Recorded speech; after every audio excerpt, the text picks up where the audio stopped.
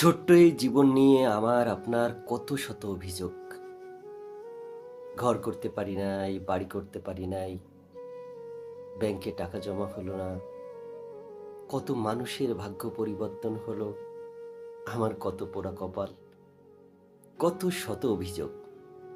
কিন্তু কখনো একবার অনুভব করে দেখেছেন, আমার এবং আপনার এই সময়েই কত মানুষ হাসপাতালের বিছানায় ছটফট করছে মৃত্যু যন্ত্রণা নিয়ে, দুরারোগ্য ব্যাধি ক্যান্সার নিয়ে। এই সময়েই আমার আপনার মতো মানুষ সামান্য দুমুঠো ভাত খাওয়ার জন্য ফুটপাতে অসহায়ের মতো মানুষের দিকে তাকিয়ে আছে হাজার পথ শিশু। তাদের দিকে যদি আপনি একবার অনুভব করেন, তাহলে নিজের অবস্থান থেকে নিজেই বুঝতে পারবেন মহান রব্বুল আলামিন আপনাকে যে পর্যায়ে রেখেছে, অনেক মানুষকেই সেই পর্যায়ে আসতে হলে অনেক স্ট্রাগল করতে হবে, অনেক সংগ্রাম করতে হবে। আপনি যে পজিশনে আছেন, এই পজিশনটা অনেক মানুষের কাছে স্বপ্ন।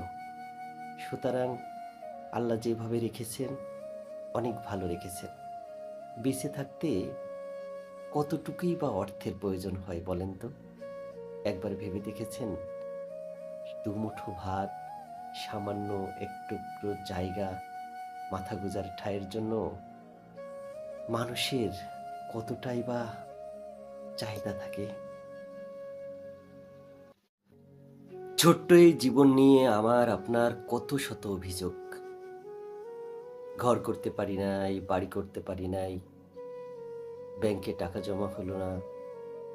কত মানুষের ভাগ্য পরিবর্তন হলো, আমার কত পোড়া কপাল। কত শত অভিযোগ।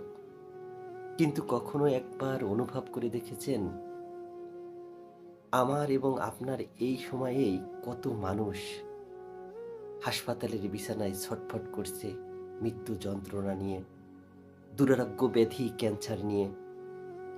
এই সময়েই আমার আপনার মতো মানুষ সামান্য দুমুঠো ভাত খাওয়ার জন্য ফুটপাতে অসহায়ের মতো মানুষের দিকে তাকিয়ে আছে হাজার পথ শিশু। তাদের দিকে যদি আপনি একবার অনুভব করেন, তাহলে নিজের অবস্থান থেকে নিজেই বুঝতে পারবেন মহান রব্বুল আলামিন আপনাকে যে পর্যায়ে রেখেছে, অনেক মানুষকেই সেই পর্যায়ে আসতে হলে অনেক স্ট্রাগল করতে হবে, অনেক সংগ্রাম করতে হবে। আপনি যে পজিশনে আছেন, এই পজিশনটা অনেক মানুষের কাছে স্বপ্ন।